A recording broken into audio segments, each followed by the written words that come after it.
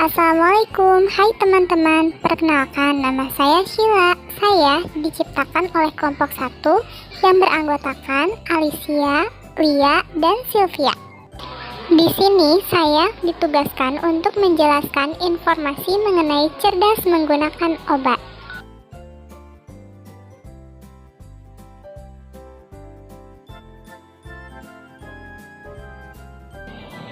Penggunaan obat harus tepat sesuai aturannya, tidak boleh asal-asalan. Ingat ya, lalu bertanya bisa jadi malah tidak sembuh-sembuh. Ketika menerima obat, mari kita tanyakan tentang 5O. Apa sajakah 5O itu? Yuk, mari simak penjelasannya.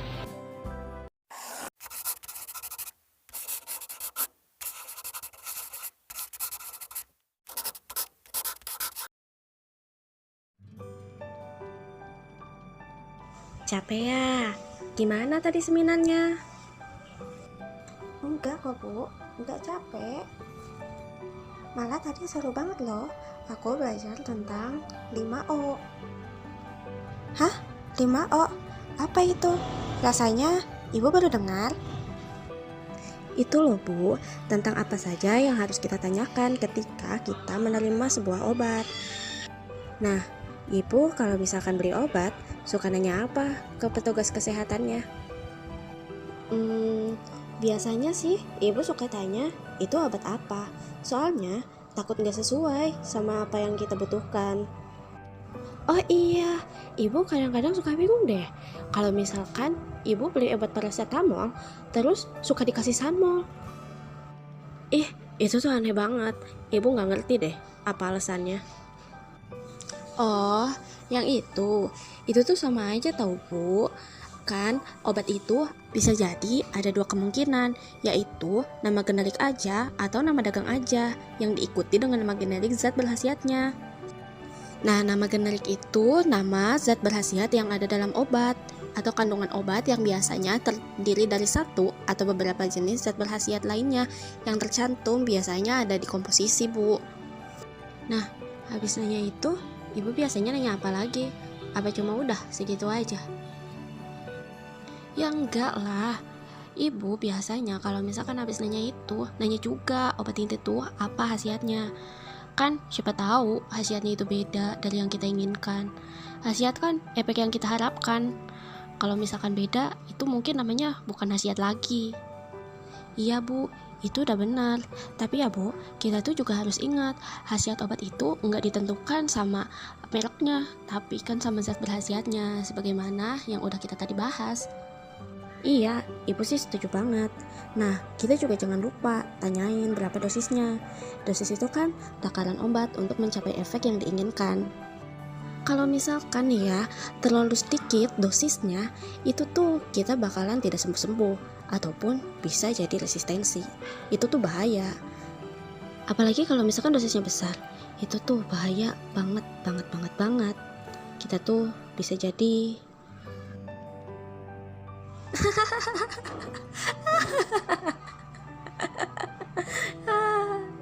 Iya sih Bu, bener. Tapi ya pun begitu banget sih ekspresinya. Aduh.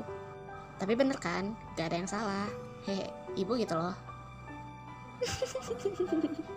Iya deh, Ibu bener. Terus habis itu Ibu tanya apa lagi ke apotekernya? Coba Ibu inget-inget dulu. Rasanya sih nggak nanya apa-apa lagi tuh. Emang harus nanya apa lagi? Rasanya sih udah semua. Aduh, Ibu. Ya enggak lah. Harusnya tuh kita bertanya juga tentang cara penggunaan obatnya. Kayaknya itu nggak penting. Kan minum obat tinggal ditelan aja pakai air. Udah gitu doang. Ya enggak lah, itu tuh penting. Gimana kalau misalkan Ibu dapatnya salep atau suppositoria atau sirup kering? Kan itu beda-beda perlakuannya Bu. Hah? Kok banyak banget sih jenis-jenisnya? Lah, emang itu obat apa aja? Gimana tuh cara pakainya? Kayaknya ribet banget dah. Nah, cara penggunaannya itu beda-beda tiap jenisnya. Kalau misalkan penggunaan suppositoria harus dimasukkan ke dalam anus, sedangkan kalau misalkan sirup kering harus diencerkan dulu menggunakan air matang sampai ke batas yang diinginkan. Batasnya sudah ada tertera di kemasannya. Kalau misalkan krim atau salep, dioleskan saja ke permukaan kulit yang membutuhkan perlakuan ataupun obat tersebut. Gitu. Oh, kirain cuma minum aja pakai air 3 kali sehari, pagi, siang, sore, udah selesai. Enggak gitu, cara minum obat 3 kali 1 itu bukan pagi, siang, sore, tapi ada artinya, yaitu tiap 8 jam. Cara ngitungnya yaitu tiap 24 jam untuk satu hari dibagi ke dalam dosis. Misalkan 3 kali 1 yaitu 24 dibagi 3, atau 4 kali 1 yaitu 24 dibagi 4 gitu. Oh gitu ya. Habis itu udah gitu, udah kan ya, udah banyak banget nih. Enggak bu, masih ada satu lagi. Ya ampun, kirain udah cuma segitu doang. Terus satu lagi apaan tuh? Nah bu, yang terakhir itu kita itu harus bertanya juga, obat ini apa efek sampingnya? Karena kan setiap minum obat nggak cuma ada efek yang diharapkan saja, terkadang ada pula efek-efek yang tidak diinginkan, yaitu bisa disebut juga efek samping. Oh, kita juga harus bertanya itu ya. Terus, jadi kesimpulannya apa nih 5O itu? Tadi kita ngomong panjang lebar, terus kita jadi gimana nih kesimpulannya?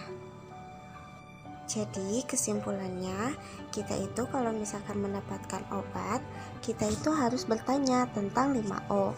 Yang pertama, obat ini apa nama dan kandungannya. Yang kedua, obat ini apa khasiatnya.